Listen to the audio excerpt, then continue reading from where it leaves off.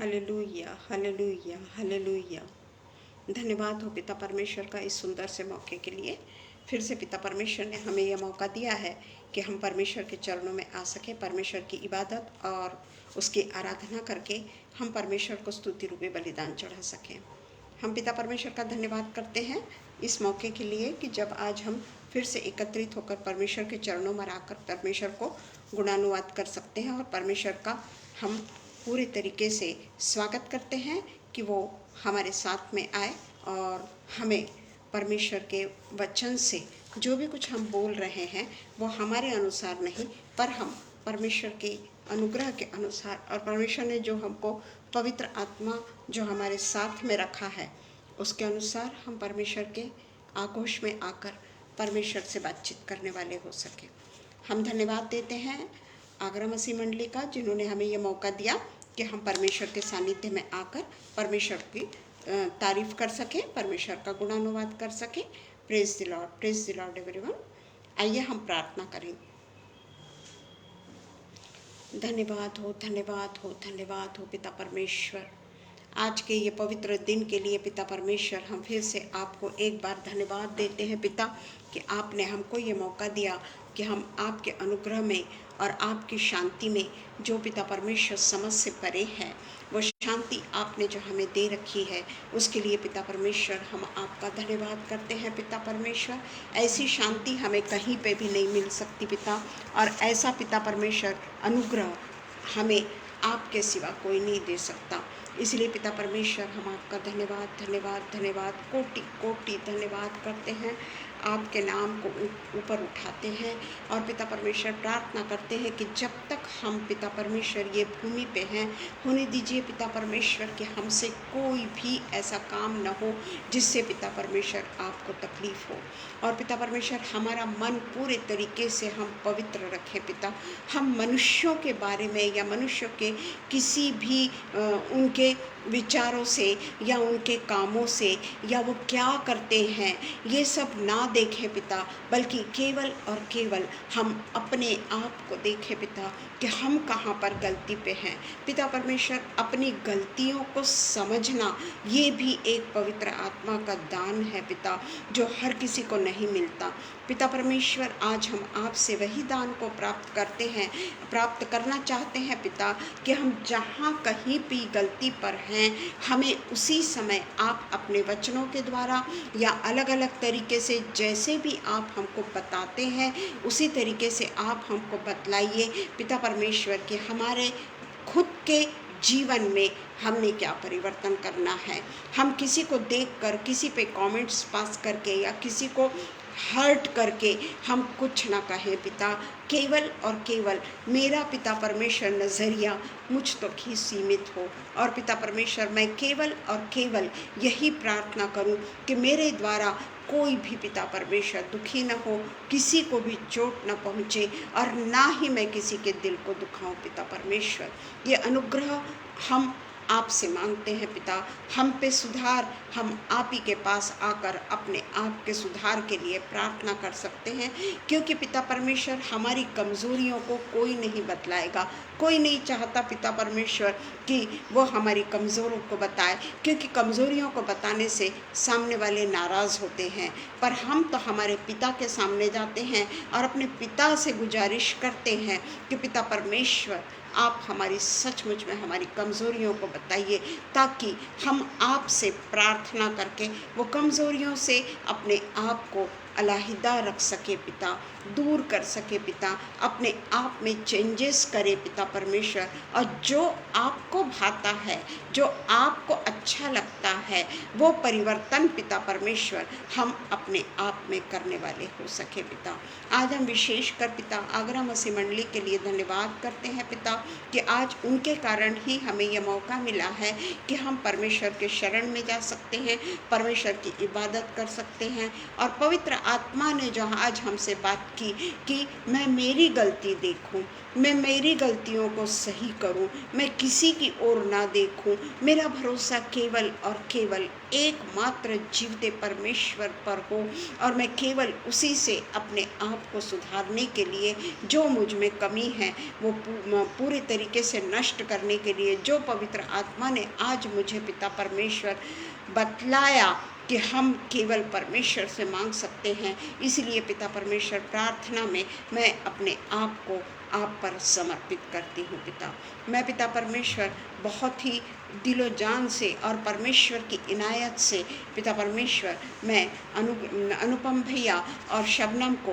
आपके पिता परमेश्वर आगोश में रखती हूँ कि वो लोग जो भी कुछ परमेश्वर के लिए कार्य करते हैं और वो भी कार्य करते हैं और दूसरों को भी मौका देते हैं कि वो भी परमेश्वर की सेवा करे, वो भी परमेश्वर की हमदोस्ताइश करे, उसके लिए जो ये हमको भी मौका देते हैं, परमेश्वर इन्हें हर आशीषों से मामूल करेगा, ये हमें पूरा भरोसा है। पिता, आज का जो वचन है पिता, वो वचन थोड़ा कठिन है पिता, मुझे तैयार करने में ही काफ़ी समय लगा, पर फिर भी पिता परमेश्वर ये वचन पर मैं आपका अनुग्रह मांगती हूँ, मैं आपका पिता परमेश्वर पवित्र आत्मा मांगती हूँ। और पिता परमेश्वर ये वचन मैं मेरे लिए बोल रही हूँ और मेरे में जो भी कुछ बदल आप करना चाहते हैं वो पिता परमेश्वर मुझसे आप बातचीत करिए, ताकि मैं अपने आप का परिवर्तन करने वाली हो सकूँ। फिर से मैं हमेशा आपसे यही प्रार्थना करूँगी, मेरे हृदय को चंगा कर। बाकी दुनिया की सारी ताकतें हमें प्राप्त हो जाती है, दुनिया की दौलत हमें प्राप्त हो जाती है, दुनिया की शान शौकत हमें प्राप्त हो जाती है, सब कुछ प्राप्त हो जाता है, पर अगर हमारा हृदय ही अशुद्ध है तो हम परमेश्वर के चरण में कैसे जाएं, परमेश्वर के सामने कैसे जाएं, परमेश्वर के सामने क्या भक्ति लेकर जाएं, कौन सा चढ़ावा लेकर जाएं, क्योंकि हमारे हृदय में असाध्य रोग लगा हुआ है। पिता परमेश्वर, आप हमें शुद्ध करिए, आप हमें हर प्रकार के मैल से परिवर्तित कर दीजिए और अपनी कृपा, अपनी दया, अपना प्यार और अपना अनुग्रह और अपनी शांति हमेशा हमेशा हमेशा हमारे साथ में बनाए रखिए। सब कुछ मैं हमारे उद्धारक यीशु मसीह के नाम से मांगती हूँ, सुनिए और कबूल करिए। आमीन पिता, आमीन आमीन। धन्यवाद हो पिता परमेश्वर का। अनुपम भैया प्रेज द लॉर्ड, और कौन कौन है पता नहीं, बहुत सारे लोग हैं। Rohini praise the Lord, Shabnam praise the Lord. मैं सबको परमेश्वर की ओर से बहुत ज़्यादा धन्यवाद करती हूँ कि आप लोग सब यहाँ पर उपस्थित हैं। मैं पिता परमेश्वर का धन्यवाद करती हूँ। मैं फिर से आज अनुपम भैया का धन्यवाद करती हूँ कि आज 4 मार्च को मुझको ये पेज पर आकर 2 साल हो गया है। 4 मार्च ही था जिस समय मैं कुछ भी नहीं जानती थी और अनुपम भैया ने मुझे पूरे तरीके से सहारा दिया और उन्होंने ही बताया कि फ़ेसबुक पे कैसे आना है। अनुपम और शबनम ने मेरी बहुत सहायता की और 4 तारीख को मैंने अपने पेज पर आने के लिए, जो पवित्र आत्मा ने मुझे अगुवाई की थी कि मैं परमेश्वर के वचनों को शेयर कर सकूं, उसके लिए परमेश्वर के पास आकर मुझे 365 प्लस 365 डेज हो गए हैं।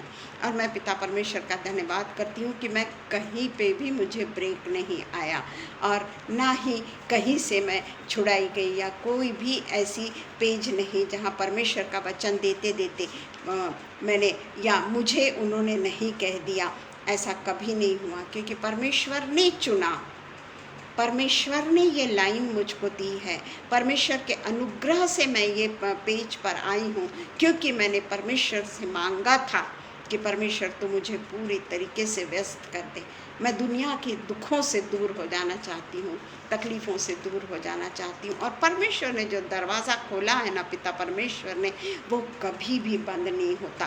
पर वो दरवाज़ा परमेश्वर ने किसी के ज़रिए मेरे लिए खोला, आगरा मसीह मंडली के ज़रिए मेरे लिए वो दरवाज़ा खोला गया। और इसलिए मैं आगरा मसीह मंडली के साथ में फेथफुल हूँ नहीं बोलूँगी, क्योंकि मैं परमेश्वर के लिए बहुत ज़्यादा फेथफुल हूँ, परंतु परमेश्वर ने इनको चुना, शबनम को चुना, अनुपम भैया को चुना कि वे मुझे यहाँ पर आने के लिए, उन्होंने जो जबकि मैं परमेश्वर के वचन को कैसे बोलना ये मैं नहीं जानती थी, पर परमेश्वर ने सेवा दी है ना, परमेश्वर ने मुझसे वो काम करवाया। आज हम परमेश्वर को सचमुच में बहुत बहुत बहुत महिमा दूंगी मैं। और फिर से एक बार मैं आगरा मसीह मंडली, जो प्लेटफॉर्म परमेश्वर ने मेरे लिए नियुक्त किया था, वहाँ पर फिर से मैं 2 साल कंप्लीट कर रही हूँ। 3 तारीख को मैंने कहा, 3 तारीख को मैंने परमेश्वर का वचन आगरा मसीह मंडली में दिया और 6 तारीख को मैं फिर से इसमें ज्वाइन हुई हूँ।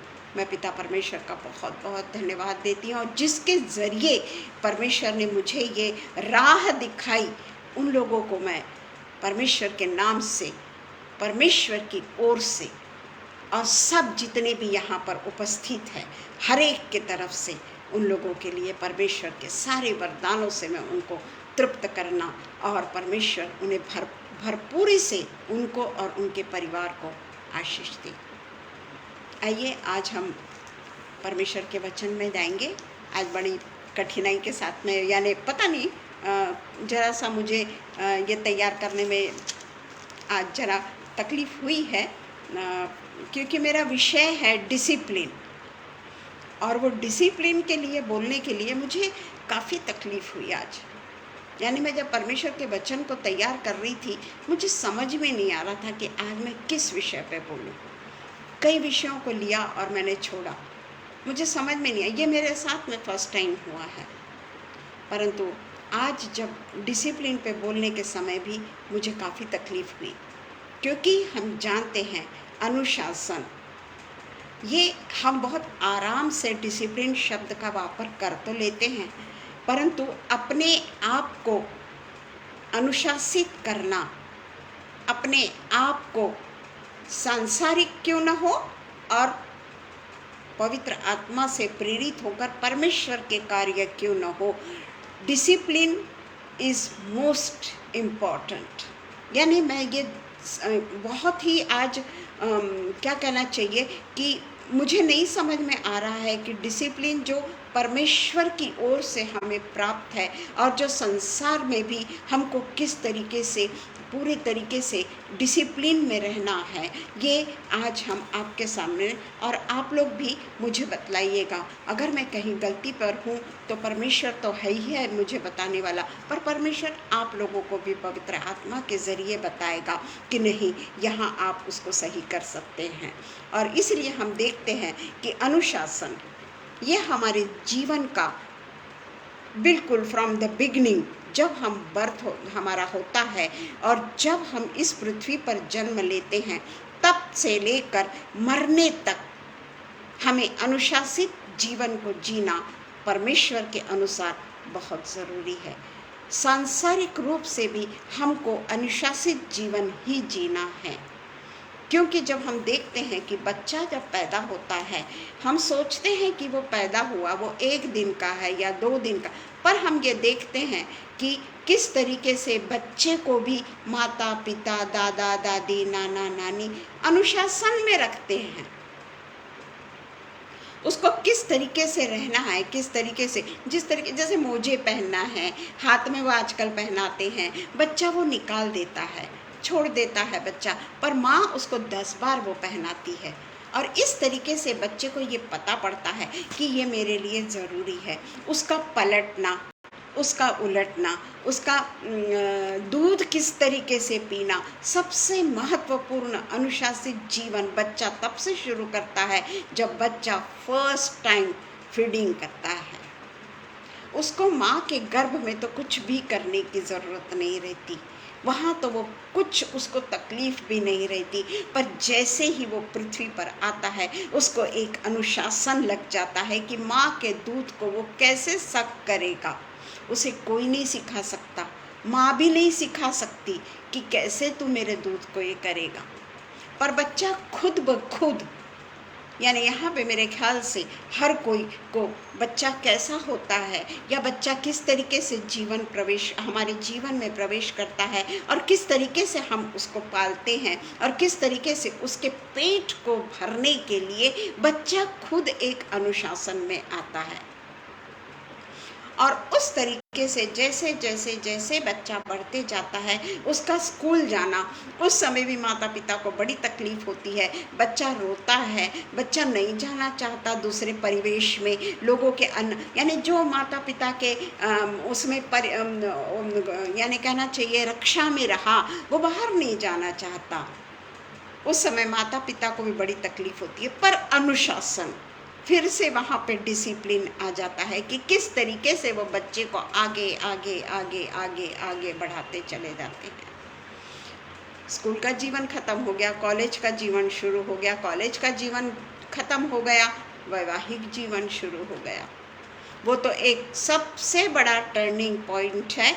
औरतों के लिए तो है ही है, पर पुरुषों के भी लिए है, क्योंकि पुरुष के जीवन में एक नया व्यक्ति आता है जिसे वो नहीं देखा, जिसे उसके आदतें नहीं मालूम कि वो कैसी है, क्या है, या वो कैसे हैं, क्या है। इससे हम पूरे तरीके से अनभिज्ञ होते हैं। वहाँ से दूसरे अनुशासन की शुरुआत हो जाती है। और यहाँ हम देखते हैं ये जो अनुशासित जीवन है ना, ये परमेश्वर की तरफ से मिला है। परमेश्वर ने ये जीवन को हमको दिया है। बच्चा नहीं जानता कि उसका पेट कैसे भरेगा, वो बाकायदा अपने आप से माता का दूध को लेता है और उससे वो पेट भरता है, बराबर वो माँ के इसमें जाता है। क्यों? क्योंकि उसको एक परमेश्वर की ओर से एक डिसिप्लिनरी वे से जगने का, शुरू से बिल्कुल बच्चा पैदा हुआ तब से लेके हमारी मौत तक ये अनुशासन हमारे साथ साथ में चलता है। और जिस तरीके से हम देखते हैं कि परमेश्वर का भी एक डिसिप्लिन का एक समय होता है। जैसे परमेश्वर अपने कई ऐसे लोग होते हैं जो परमेश्वर को टेक इट फॉर ग्रांटेड ले लेते हैं। संडे के संडे हम चर्च जाएंगे और उसके बाद में फिर हम अपना 6 दिन हम अपने संसार के विधियों पर चलेंगे, जो हमने भी किया है। पर एक उम्र के बाद में अगर कोई किसी को छोड़कर चले जाता तो एक रिक्त स्थान जो बन जाता है, उसको कौन भरे, उसको कौन भरे। जब तक किसी के जीवन में वो स्थान नहीं आता ना, तब तक वो व्यक्ति के दुख या वो व्यक्ति किस तरीके से अपने आप को, उसके पास में 1 मिनट का भी समय नहीं, वो व्यक्ति तब तक नहीं समझता जब तक वो उस स्थिति में नहीं जाता। मैं ये नहीं कहती कि कोई अकेला हो जाए या शून्य हो जाए, पर अलग अलग तरीके से लोग अलग अलग इसमें चले जाते हैं। कहीं ना कहीं से कोई ना कोई एक रिक्तता उनमें आ जाती है। तो वो रिक्त स्थान की पीड़ा, वो रिक्त स्थान का हृदय में ठेस लगना, वो वही व्यक्ति जान सकता है। हम दूसरों के दुखों को नहीं पहचान सकते प्रियो। हम दूसरों के अरे अरे अरे अरे बहुत बुरा हो गया। कल ही हमारे यहाँ चर्च में एक मृत्यु हो गई। बहुत बड़े वो पास्टर थे, पास्टर डोनाल्ड पंत, जो बहुत फेमस थे, वर्ल्ड वाइड वो फेमस थे। कल उनका देहांत हो गया। आज उनका 3रा दिन है और वो मेरे बहुत नियरेस्ट है, मेरे मिस्टर के वो फ्रेंड थे। पर आज मुझे आगरा मसीह मंडली में बोलना था, मैं नहीं जा सकी, क्योंकि वो 5 बजे शुरू होने वाला था, वो टाइम हो ही जाता है। मैं नहीं जा सकी क्योंकि मैंने 2-3 बार, मेरे घर में यही चल रहा है, कोई परिवार का कुछ, कोई गुजर रहे हैं, कभी कोई गुजर रहा है, खूब नियरेस्ट लोग गुजर रहे हैं, परंतु हमेशा मैं परमेश्वर के वचन से दूर नहीं हो सकी। ये जो परमेश्वर का जो ऐसा शब्द है ना, ये डिसिप्लिन, अनुशासन, ये एक ऐसा शब्द है जिसे हम जो एक्सेप्ट करते हैं ना अनुशासन को, वो कोई अपनी मर्जी से नहीं करते, खुशी से नहीं करते, क्योंकि कोई भी व्यक्ति अनुशासन में नहीं रहना चाहता। जब हमारी शादी नहीं होती है, हमारे माता पिता से हम सोचते हैं कितने स्ट्रिक्ट है ये लोग, जब देखो तब हमको टोकते रहते हैं, ऐसा नहीं करो, वैसा नहीं करो। ये हर एक के साथ में होता है, मेरे भी साथ में हुआ है। परंतु जब हमारा प्रमोशन हो जाता है ना, जब हम माता पिता बन जाते हैं, वही डिसिप्लिन हम अपने बच्चों पर लगाते हैं और वही सेम प्रॉब्लम उन लोगों को भी आ जाता है। तो ये कोई भी डिसिप्लिन की बात को कोई खुशी से एक्सेप्ट नहीं करता, कोई भी खुशी से एक्सेप्ट नहीं करता, उसके लिए वो नाराज़ होता है। जैसे बच्चा स्कूल जाता है, वो नहीं चाहता अपने माता पिता को छोड़कर जाना, नाराज़ होता है, रोता है, चिड़चिड़ करता है, माता पिता को नहीं छोड़ता है। माता पिता भी अगर नौकरी नहीं कर रहे हैं या छुट्टी लेकर वो बैठे रहते हैं छुप के कि कहीं हमारा बच्चा हमको देख न ले और रोए ना। तो ये जो स्टेप बाय स्टेप हमारा जो अनुशासन का तरीका बदलता जाता है ना, ये हम खुशी से एक्सेप्ट नहीं करते। इवन परमेश्वर के पास में आना वो भी हम खुशी से एक्सेप्ट नहीं करते प्रियो। जाते हैं चर्च, पर हम जब छोटे होते हैं संडे स्कूल की खुशी के लिए चर्च जाते हैं, छोटी छोटी कहानियों के लिए हम चर्च जाते हैं, उसके बाद में बच्चों के साथ में खेलते हैं। उसके बाद में जैसे जैसे हम बड़े होते जाते हैं, हमारे को एक अलग अलग अनुशासन में परमेश्वर हमें बढ़ाता चला जाता है। पर हम जवानी में वो अनुशासन को नहीं मानते, एक सिर्फ जाना है करके हम चर्च में जाते हैं। उसके बाद में जैसे जैसे हम बढ़ते चले जाते हैं और उसके बाद में प्रॉब्लम्स आती है ज़िंदगी में। कोई नहीं कह सकता ये कि मेरे को प्रॉब्लम नहीं आई, हो नहीं सकता, प्रॉब्लम्स तो आती है, क्योंकि परमेश्वर ने कभी नहीं कहा कि तुम्हारी ये सेज फूलों की है। हमें तो कांटों की सेज पे ही चलना है। परंतु उस समय भी हम अनुशासन को बर्दाश्त नहीं करते या उससे हम भागना चाहते हैं। पर एक ऐसी स्टेज आती है जब मनुष्य को यीशु मसीह के या परमेश्वर के अनुशासित जीवन में रहना, चाहे उसे अच्छा लगे ना लगे, उसे उस तरीके का लाइफ जीना पड़ता है। कुछ न कुछ एक रिक्त स्थान उसके जीवन में आ जाता है, किसी न किसी तरीके से उसके पास में एक रिक्त स्थान आ जाता है और तब वो परमेश्वर के अधीन होता है। चाहे तो बच्चे हमारी नहीं सुन रहे हैं, पति हमारी नहीं सुन रहा है, पत्नी हमारी नहीं सुन रही है, जो भी कुछ पारिवारिक जीवन में अलग अलग किस्म के तकलीफ़ें आती है, वैसे हम परमेश्वर के अनुशासन में बढ़ते चले जाते हैं। क्योंकि हमारी स्वतंत्रता यहाँ हमारी परिवार की समस्या या हमारी सांसारिक समस्या उसकी बातें कर रही हूँ, उससे हम स्वतंत्रता की, अगर हम अनुशासन में चल रहे हैं तो हमारी फैमिली की स्वतंत्रता पर ये एक रोक है। अनुशासन स्वतंत्रता को समाप्त करती है हर प्रकार का। यानी मैं आपको समझा पा रही हूँ या नहीं मालूम नहीं, पर पवित्र आत्मा हम सबको इस विषय पे पूरी तरीके से मदद करे कि किस तरीके से हम अपनी अनुशासन के कारण अपनी स्वतंत्रता को समाप्त करते हैं। और एक उसी के बाद में जब हम अपनी स्वतंत्रता को समाप्त करते हैं, उसके बाद में ही ये जीवन को हम परमेश्वर जैसा चाहता है उसके अनुसार जी सकते हैं। परमेश्वर के अनुसार, परमेश्वर के अनुशासन के अनुसार, जिस तरीके से यीशु मसीह जब इस दुनिया में आए, उन्होंने अपने पिता के अनुशासन में रहना ही अपने आप को उसके अनुशासन में रखा। जिस तरीके से यीशु मसीह को परमेश्वर ने कहा था कि तेरे को क्रूस पर की कुर्बानी देना ही है, और उन्हें देना ही पड़ा। मनुष्य के रूप में वो ज़रूर थोड़ी देर के लिए ये हुए, परंतु फिर भी उनकी केवल इच्छा ये थी कि हम सबको अनंत जीवन मिले, और उन्होंने अनुशासित जीवन को जिया, तो हम उससे दूर नहीं जा सकते और नहीं जाना चाहिए। जिस तरीके से परमेश्वर का वचन कहता है, शारीरिक लालसा, हर एक जन ये बातों को जानता है। शारीरिक लालसा के बारे में मुझे बोलने की कोई ज़रूरत नहीं है। शारीरिक लालसा के लिए हम देखते हैं कि बुद्धिमानी में सुलेमान राजा और दाऊद की तरह परमेश्वर की निरंतर प्रेजिंग करते रहना, और अब्राहम की तरह विश्वासी यहोशू जैसा वीर योद्धा हो सकते हैं। हो सकते हैं, पर अगर आप अनुशासन में जोसेफ यूसुफ की तरह होना असंभव है। हम अच्छी तरीके से जानते हैं, उत्पत्ति 39 में हम यूसुफ और पोतीपर की पत्नी के बारे में अच्छी तरीके से जानते हैं, किस तरीके से उसने अपने शारीरिक अभिलाषा पे कंट्रोल किया।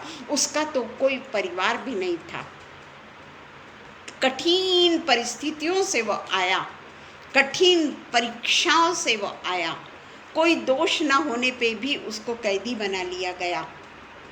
और उसके बाद में सब कुछ अच्छा होता है तो एक स्त्री के द्वारा उसकी स्वतंत्रता पे फिर से वो होता है कि स्वतंत्र रूप से अगर वो निर्णय लेता तो पोतीपर की पत्नी के पास में चले जाता, परंतु वो परमेश्वर द्वारा अनुशासित था। परमेश्वर के अनुशासन को उसने प्रिय जाना, और ऐसा मनुष्य बहुत ही कम है। पता नहीं मुझे कोई है, यानी इतनी कठिन परिस्थितियों से बोलने की बात कर रही हूँ मैं कि उसके माता पिता सब कुछ उससे छुड़ा लिए गए थे। जब वो बहुत छोटा था, शायद 14 साल का था, तब से ही उसके भाइयों ने उसको बेच दिया था। और उसने अनेक कठिन प्रसंगों का सामना किया। वो अनुशासित जीवन के बारे में मैं बोल रही हूँ कि वो अनुशासित जीवन क्या हम जी सकते हैं? कहीं न कहीं तो हमारा पांव घसरेगा प्रियो, कहीं न कहीं तो हम परमेश्वर के अनुशासन से थोड़ा सा हट सकते हैं। मैं ये नहीं कह रही कि पूरे तरीके से हम हट जाएंगे, पर वो जीवन से थोड़ा सा तो हम फिसल सकते हैं प्रियो। हमारे पास में कोई नहीं है, हमारा बड़ा, हमारा रिश्तेदार, हमारा अपना कोई नहीं है। और पोतीपर की पत्नी ने उसके ऊपर गलत इल्ज़ाम लगाया। हम अच्छी तरीके से जानते हैं, तो भी यूसुफ का पांव नहीं फिसला। तो ये जो है उसी के तरीके से हम देखते हैं, हम अपने आप का अंत सैमसन की तरह करते हैं क्या? ये दूसरा मुद्दा है, पोतीपर की पत्नी और शिमशोन। कितना बलवान परमेश्वर ने उसको बनाया था, बहुत बलवान था वो। हमने पढ़ा है न्यायियों की किताब में 13 से लेके 16 अध्याय में हम सैमसन के बारे में अच्छी तरीके से पढ़ते हैं। और एक सिर्फ स्त्री के कारण, एक दलाइला के कारण, उसके अनुशासन, जो परमेश्वर के अनुशासन में वो चलता था, परमेश्वर के राज्य में एक अलग से उसका ओहदा था, वो ओहदे को उसने पूरे तरीके से मिट्टी में मिला दिया। वो अनुशासित जीवन को उसने छोड़ दिया, एक सिर्फ स्त्री की वजह से। जरूर हम अब्राहम की तरह विश्वासी हो सकते हैं, और ज़रूर हम सुलेमान की तरह बुद्धिमान हो सकते हैं। कई हैं ऐसे, सुलेमान की तरह बुद्धि पाने वाले कई हैं। दाऊद की तरह हम प्रेज एंड वर्शिप में भी पूरे तरीके से अपने आप को समर्पित कर सकते हैं। पर क्या हम यूसुफ का जीवन जी सकते हैं? उस जीवन को जीने पे हम अनुशासित जीवन जी सकते हैं कि हमारा हाल शमशोन जैसा होगा? ये है डिसिप्लिन, दैहिक जीवन का त्याग करना, दैहिक अभिलाषाओं को मारना, आंखों की अभिलाषाओं को मारना। जो हमें अनुशासित, परमेश्वर के अनुसार जो हम अनुशासित जीवन जीते हैं, परमेश्वर के वचनों को प्यार करते हैं, परमेश्वर के साथ में रहना चाहते हैं, उसके साथ में प्रार्थना, हम उसकी प्रार्थना करके उनके साथ में रहना चाहते हैं, हम चर्च जाना चाहते हैं, हम हर संडे चर्च को जाना चाहते हैं, पवित्र आत्मा के अनुसार हम चलना चाहते हैं। एक छोटा सा कारण, एक स्त्री या एक पुरुष कह लीजिए, उसके कारण हमारा जीवन पूरे तरीके से कुंठित हो जाता है, क्योंकि हमको वो स्वतंत्रता चाहिए, वो स्वतंत्रता हमें प्रिय है, वो स्वतंत्रता में हमारा पांव फिसलता है। पर हम देखते हैं हमारे पास में एक बहुत बड़ा उदाहरण है जो सबका। आप ये सोच लीजिए किस तरीके से उसने अपने अभिलाषाओं को त्यागा, किस तरीके से उसने पूरे तरीके से शरीर की लालसाओं को दफन किया, शरीर की लालसाओं को उसने भगाया। क्यों कर सका वो ऐसा? उसमें क्या ऐसी खासियत थी जो वो ऐसा कर सका? क्योंकि वो परमेश्वर से डरता था, परमेश्वर की उपासना में निरंतर लगा रहता था, परमेश्वर को वो नहीं छोड़ता था। दाऊद भी निरंतर प्रार्थना में रहता बाद में भी रहा वो, परंतु एक समय उसका भी पांव घसरा, उसका भी पांव फिसला, जबकि वो तो राजा था, कोई चीज की कमी नहीं थी, रानियों की तो कमी नहीं थी, रखेलियों की कमी नहीं थी, पर उसका भी पांव फिसला। पर यूसुफ वो परमेश्वर का अभिषिक्त, परमेश्वर के अनुशासन पे सदा सदा और सदा रहा। उसी तरीके से हम देखते हैं दैहिक अभिलाषाओं का त्याग हम कैसे कर सकते हैं, उसके बारे में हम पढ़ेंगे। विवाह की पवित्रता, यह हर कोई जानता है प्रियो कि हम विवाह के बाद में भी हमारे कदम भटकते हैं। आज का लेक्चर मैं बहुत ही स्पष्ट, और चाहे लोगों को अच्छा लगे ना लगे, क्योंकि ये सभी के जीवन में इस तरीके का उतार चढ़ाव आते रहता है, तो इसलिए हम देखते हैं कि विवाह में किस तरीके से हमने पवित्रता रखना है, विवाह के बाद में हमको कौन सा डिसिप्लिन रखना है। अलग अलग किस्म के डिसिप्लिन है। विवाह के समय का जो डिसिप्लिन है, विवाह के समय की जो पवित्रता है, वो हम 1 कुरिन्थियंस 7:1-5 में पढ़ेंगे। है तो बहुत बड़ा, पर हमारे पास में इतना समय नहीं। 1-5 उन बातों के विषय में जो तुमने लिखी, ये अच्छा है कि पुरुष स्त्री को ना छुए, परंतु व्यभिचार के डर से हरेक पुरुष की पत्नी और हरेक स्त्री का पति हो। यूसुफ के पास में ये सब नहीं था। भला पति अपने पत्नी का हक पूरा करे, और वैसे ही पत्नी भी अपने पति का। पत्नी को अपनी देह पर अधिकार नहीं, पर उसके पति का अधिकार है। वैसे ही पति को भी अपने देह पर अधिकार नहीं, परंतु पत्नी का। देखिए, यहाँ पे स्पष्ट रूप से कहा जा रहा है कि जिसके साथ में आपका विवाह हुआ है, चाहे वो पुरुष हो स्त्री हो, हर एक के लिए परमेश्वर का यही वचन है कि जिससे तुम्हारा विवाह हुआ है, अपना बिस्तर निष्कलंक रखें, अपनी आंखों को कहीं ना भटकाएं। जवानी के दिनों में हम बहुत जल्दी भटकते हैं, पर परमेश्वर का वचन है कि विवाह में पवित्रता किस तरीके से होनी चाहिए। और इसीलिए लिखता है 5वां वचन, तुम एक दूसरे से अलग न रहो, परंतु केवल कुछ समय तक आपस की सम्मति से कि प्रार्थना के लिए अवकाश मिले, और फिर एक साथ रहो। ऐसा न हो कि तुम्हारे असंयम के कारण शैतान तुम्हें परखे। हम पौलुस के जीवन को देखते हैं। बाकी के जो चेले थे वो अपने पत्नियों के साथ में थे, परंतु पौलुस अकेला था।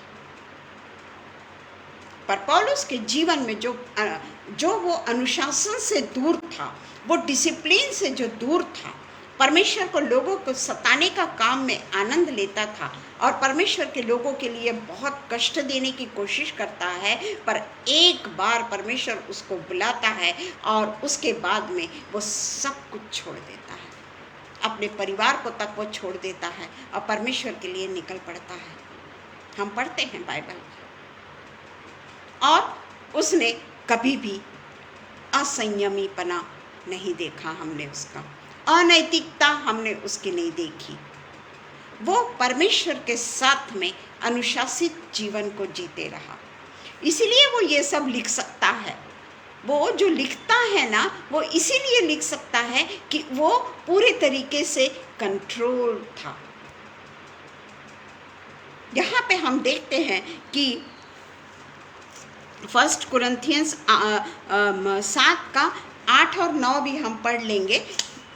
परंतु मैं अविवाहित और विधवा, ठीक है, विवाहित लोगों का हो गया कि वो किस तरीके से अनुशासित जीवन को जिए, किस तरीके से पति पत्नी और पत्नी पति के अधीन रहे। परंतु यहाँ पर बोलता है, परंतु मैं अविवाहितों और विधवाओं के विषय में कहता हूँ कि उनके लिए ऐसे ही रहना अच्छा है जैसे मैं हूँ। पौलुस कहता है अविवाहित और विधवा, परंतु यदि वे संयम ना कर सके तो विवाह करें, क्योंकि विवाह करना कामातुर रहने से भला है। विवाह करो, ये कोई कभी भी पौलुस ने ये नहीं कहा कि तुम विवाह ना करो। परंतु अगर आपका डाइवोर्स भी हो जाता है, बाइबल बताती है ये कि अगर आपका डाइवोर्स भी हो जाता है, आप शादी नहीं कर सकते। हाँ, अगर आपका पति मरता है, पत्नी मरती है, दोनों में से एक जन अगर हमको छोड़ के जाते हैं और हम अपना जीवन वैसा नहीं जी सकते हैं, तो तुम शादी कर सकते हो, वो पाप नहीं है। पर अगर हमारा डाइवोर्स हुआ है तो हम शादी नहीं कर सकते, ये बाइबल बोलती है। तो इसीलिए हम देखते हैं कि 1 कुरिन्थियंस 12 को आप पूरा पढ़ लीजिएगा। इतना अपने पास में समय नहीं है, इसीलिए अपने आप को मारना, अपने शौक को पूरा मारना बहुत कठिन है। अपने आप का त्याग करना, अपने असंयमीपना का त्याग करना, अपने आँखों को गलत बातों से रोकना, क्योंकि पुराने नियम में इसकी शिक्षा केवल और केवल मौत थी। व्यभिचार की शिक्षा केवल और केवल, यानी परमेश्वर के पास में जाने का तो वहाँ प्रश्न ही नहीं आता पुराने नियम में। पर नए नियम में हमको यीशु मसीह ने स्पष्ट रूप से बताया है कि अगर हम किसी को देख भी लेते हैं पूरे तरीके से, हमने पाप कर दिया, और उसके बाद में वहाँ पर हमें हमारे पापों की व्यभिचार के लिए क्षमा नहीं। और इसलिए पौलुस कहता है कि अगर आपसे नहीं रहना हो रहा है, तो अगर आप अविवाहित है या विधुर विधवा है, तो बेहतर है कि आप शादी कर लीजिए। डिसिप्लिन इसलिए कि हम डिसिप्लिन में रहने वाले हो सके, हमारे मन में कोई गलत भावनाएं ना आ सके कि हम शादी नहीं कर सक रहे तो हम कोई गलत काम करें। ऐसा नहीं कि हर कोई यंग एज में भी विधवा हो जाता है, विधुर हो जाता है, वो शादी कर सकता है। तो इसीलिए हम देखते हैं कि अपने आप को पूरी तरीके से परमेश्वर के लिए जो मार सकता है, अपने आप को परमेश्वर की निगाहें, परमेश्वर पे निगाहें रख के परमेश्वर के काम को कर सकता है, वो तो बहुत अच्छा है। पर अगर नहीं रख सकता है, कठिन अगर लगता है, तो वो अपने आप को बदल सकता है। अब दान के विषय में हम देखेंगे 2 कुरिन्थियंस 9 का बी, क्योंकि डिसिप्लिन दान में भी आता है। हम सब बातें को सहन कर लेते हैं, परंतु जहाँ पर देने की बात आती है ना, वह बहुत कठिन हो जाता है हमारे लिए। हम सोचते हैं, कहीं तो एक इसमें लिखा है कि यानी जितना हम दे रहे हैं वो अगर हम अपने मन से दे रहे हैं तो वो ठीक है, परंतु परमेश्वर का वचन हमेशा मलाकी में भी कहता है कि अपने आप को अलग तरीके से, किस तरीके से हम परमेश्वर के अधीन होकर परमेश्वर को किस तरीके से भेंट चढ़ाएं। दसवांश तो हमको देना ही है प्रियो, पर उसके अलावा परमेश्वर को थैंक्स गिविंग है या बहुत सारी चीज़ें हैं, वो हमको अलग से देनी है। तो उसके लिए देखिए 2 कुरिन्थियंस 9 का बी, 9 का बी।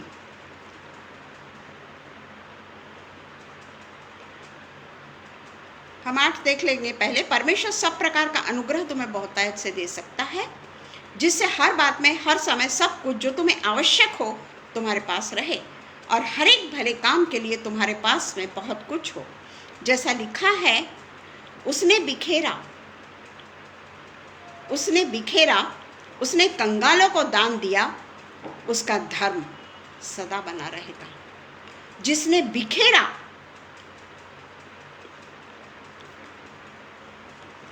सिर्फ थोड़ा सा नहीं दिया, संतोषाने देणारा परमेश्वराला प्रिय आहे, ऐसा लिखा है।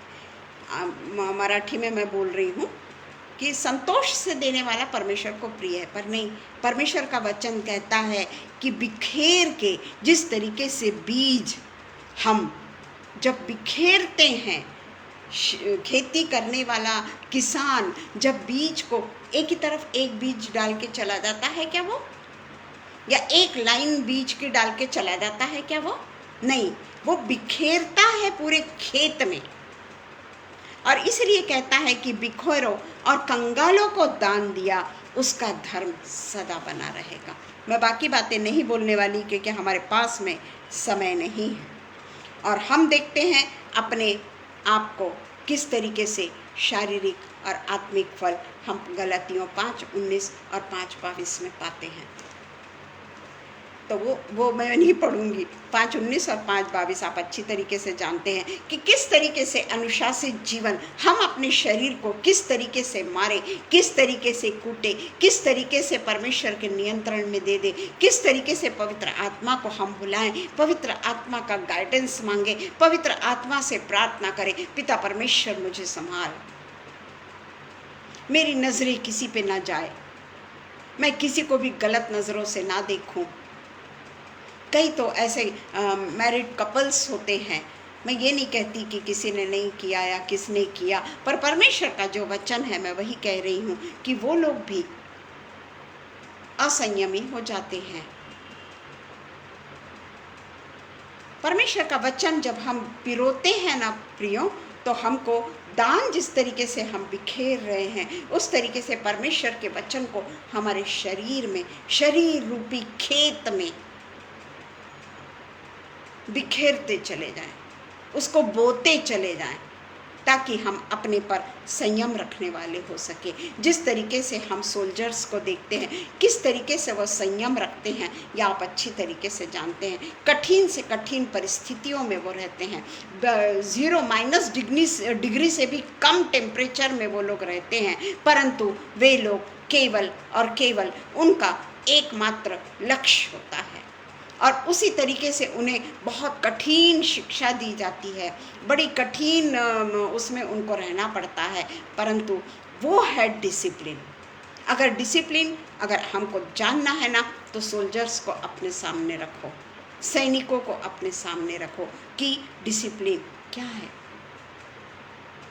हमको अगर डिसिप्लिन लाइफ में रहना है, हमको अगर अनुशासित जीवन में रहना है, तो बहुत ज़रूरत है कि हम निरंतर प्रार्थना में लगे रहें, निरंतर प्रार्थना में लगे रहें। अगर हमारा समय नहीं है प्रार्थना करने का, हम कोई काम में हैं, उस समय भी हम, ज़रूरी नहीं कि हम आंखें बंद कर करके ही प्रार्थना करें, हम उस समय भी परमेश्वर को याद कर सकते हैं, परमेश्वर से कह सकते हैं, और परमेश्वर उनके लिए रास्ता खोलता है। किस तरीके से परमेश्वर ने मेरे भी जीवन में बहुत बड़ा काम किया। छोटी सी एक गवाही दूंगी मैं। मेरी लड़की जो दिल्ली में है, वो लोग अपना घर इसलिए नहीं ले पा रहे हैं कि उनको यहाँ से वापस जाना है, पर मोदी जी उनको नहीं छोड़ रहे हैं और इसलिए वो यहाँ पे हैं, तो इसलिए वो यहाँ पे घर नहीं खरीद पा रहे हैं।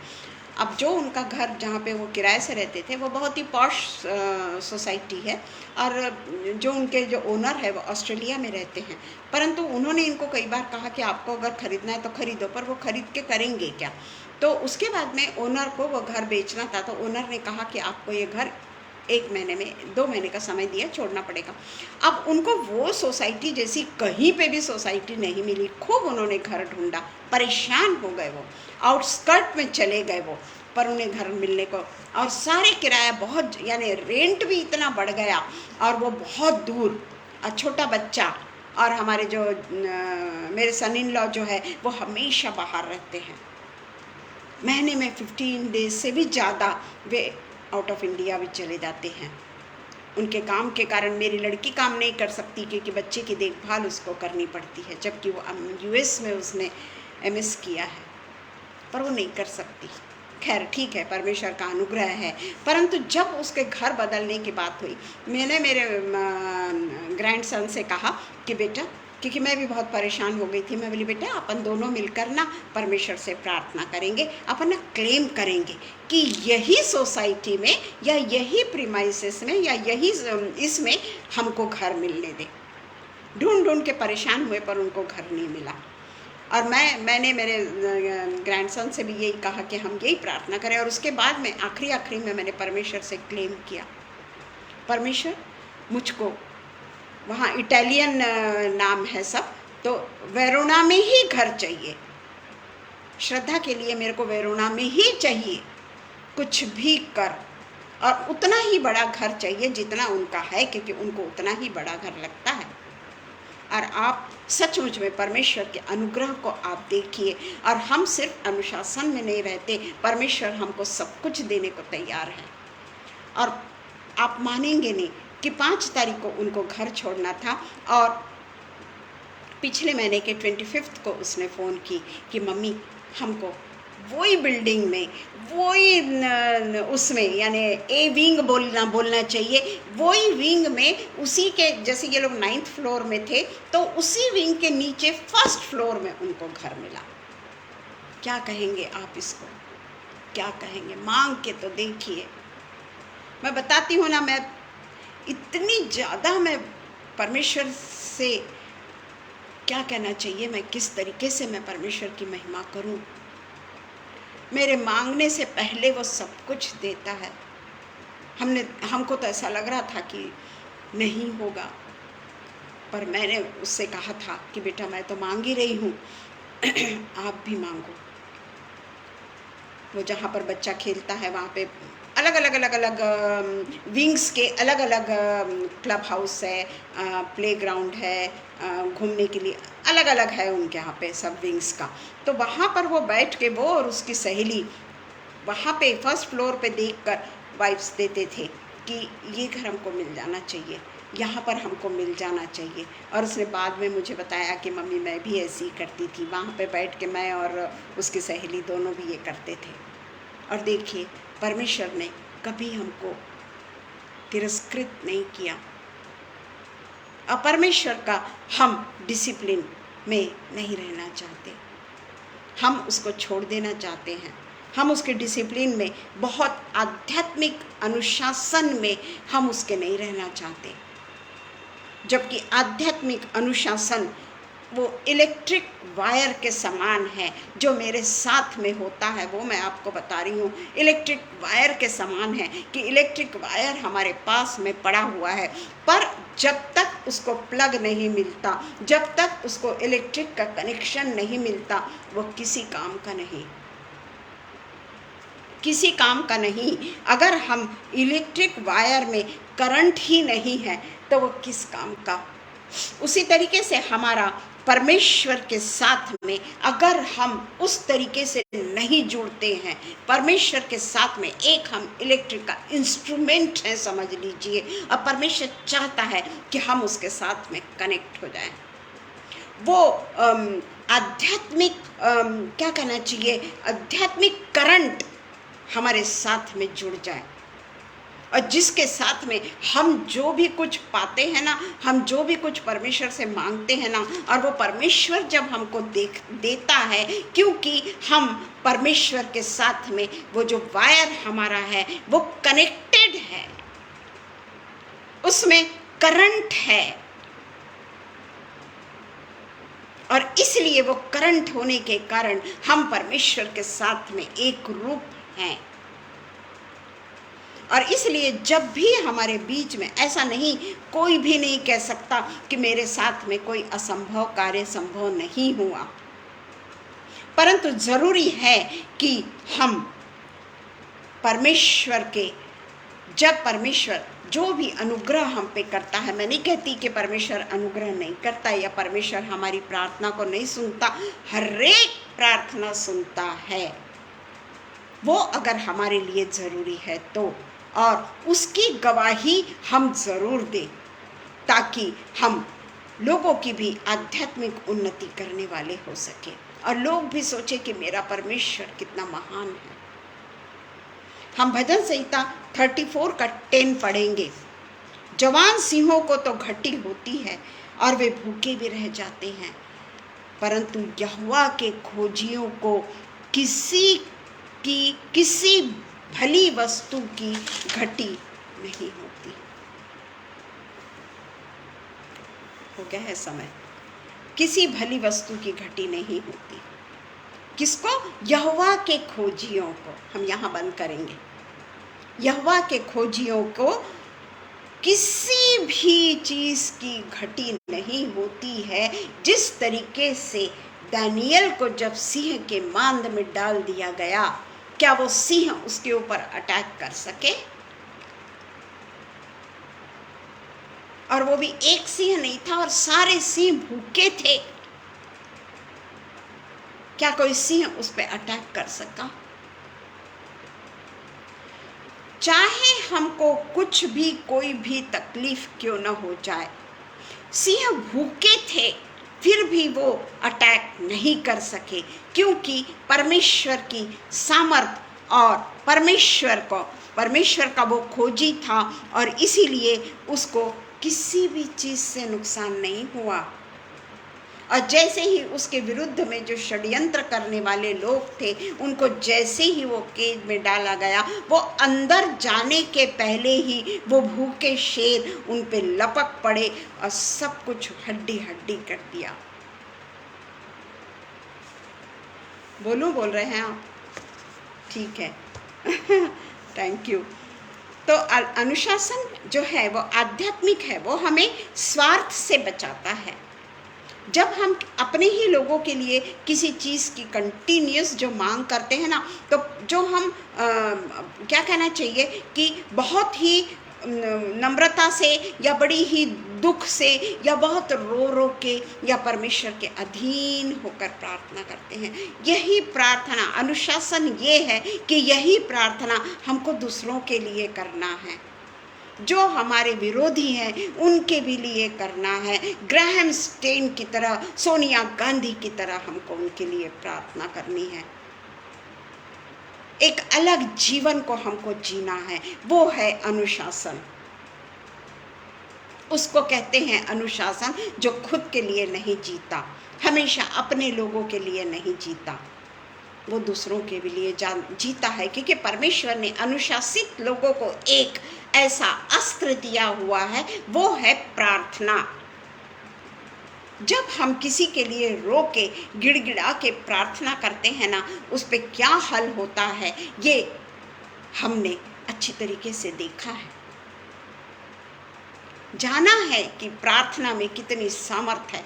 परंतु पूरे तरीके से, जिस तरीके से परमेश्वर चाहता है, ऐसा नहीं कि सिर्फ प्रार्थना कर लिया, परमेश्वर ने कहा प्रार्थना कर लिया, प्रेम कर दिया। नहीं, हम जैसे अपने प्रियों के लिए प्रार्थना करते हैं ना प्रियो, वैसे ही हमको उन लोगों के भी लिए प्रार्थना करनी है जो हमारे नहीं या जो हमारे शत्रु हैं। उससे हमारा विश्वास बढ़ता चला जाता है, उससे हम परमेश्वर के शरण में आते हैं और परमेश्वर हमको प्रेम करता है। ऐसे सब परमेश्वर तो सबसे प्रेम करता है, पर ये जो प्रेम है ना, ये बिल्कुल सबसे डिफरेंस प्रेम होता है उसका, कि परमेश्वर किस तरीके से अपने विश्वासियों के साथ में, किस तरीके से परमेश्वर उनका साथ देता है और परमेश्वर उनकी प्रार्थनाओं को सुनता है। क्योंकि परमेश्वर जानता है कि ये मेरे लिए कितना अनुशासित जीवन को जी रहा है। कोई जाने ना जाने, पर परमेश्वर जानता है उनके अनुशासित जीवन को। हम जल्दी से गलतियों 6 और 8 पढ़ लेंगे। उसमें लिखा हुआ है 7, धोखा ना खाओ, परमेश्वर ठट्टों में नहीं उड़ाया जाता, क्योंकि मनुष्य जो कुछ बोता है वही काटेगा। 8वां वचन, क्योंकि जो अपने शरीर के लिए बोता है वह शरीर के द्वारा विनाश की कटनी काटेगा, और जो आत्मा के लिए बोता है वह आत्मा के द्वारा अनंत जीवन की कटनी काटेगा। क्या वचन है परमेश्वर के, जिंदा वचन है परमेश्वर के। और ये तभी हो सकता है जब हम परमेश्वर के अनुशासन में रहना सीखें, हम पूरे तरीके से परमेश्वर के अधीन हो जाए। वो हमको किस तरीके से शेप देता है, जिस तरीके से कुम्हार अपने घड़े को बिगड़ भी जाता है, वही मिट्टी को वो फिर से ये करके फिर से घड़ा बनाता है। और जब तक वो उसको पूरे तरीके से परफेक्ट नहीं बना लेता, परफेक्शन वो चाहता है, उसी तरीके से हमारा परमेश्वर है, वो हमें परफेक्शन चाहता है। हमारे आध्यात्मिक जीवन को हमसे खींचना नहीं चाहता, आध्यात्मिक जीवन में हमको पूरे तरीके से परफेक्ट बनाना चाहता है। और पूरे तरीके से कुम्हार जिस तरीके से मिट्टी से अपने बर्तन को बनाता है, वही मिट्टी से दूसरे बर्तन को बनाता है, वैसे ही मेरा प्रभु है जो हर किसी को उसके अनुसार उसका प्रतिफल देता चला जाता है। और वो कभी ये नहीं कहता कि तूने तो मेरे साथ में ऐसा नहीं किया। वो केवल और केवल हमारा सबमिशन मांगता है, हमारा सबमिशन वो मांगता है कि तुम मुझको किस तरीके से सबमिट होते हैं। जिस तरीके से इब्रानियों 12:1 में, जो हम 12:1 से 15 तक है, हम इतना नहीं पढ़ेंगे, तो वहाँ पे उलझाने वाला पाप जो है वो 12:1 और 2। इस कारण जबकि गवाहों का ऐसा बड़ा बादल हमको घेरे हुए थे, तो आओ हम हर एक रोकने वाले वस्तु और उलझाने वाले पाप को दूर करके वह दौड़ जिसमें हमें दौड़ना है, धीरज से दौड़ें और विश्वास के कर्ता और सिद्ध करने वाले यीशु की ओर ताकते रहे, जिसने उस आनंद के लिए जो उसके आगे धरा था, लज्जा की कुछ चिंता न करके क्रूस का दुख सहा और परमेश्वर के सिंहासन के दाहिनी ओर जा बैठा। डिसिप्लिन, पाप का किस तरीके से त्याग करना है। 12:4 और 5, तुमने पाप से लड़ते हुए उससे ऐसी मुठभेड़ नहीं की कि तुम्हारा लहू बहा हो, और तुम उस उपदेश को जो तुमको पुत्रों के समान दिया जाता है भूल गए हो। हमारे लिए उसने क्रूस पर की मृत्यु को सहा, एक एक कतरा हमारे लिए खून का उसने बहा दिया। हमको ये पाप में रह के कोई उपयोग नहीं, हमें पूरे तरीके से पाप में जीवन से हमको अलग हो जाना चाहिए, नहीं तो ताड़ना 12:5b से 9, 5b से 9 तक ताड़ना।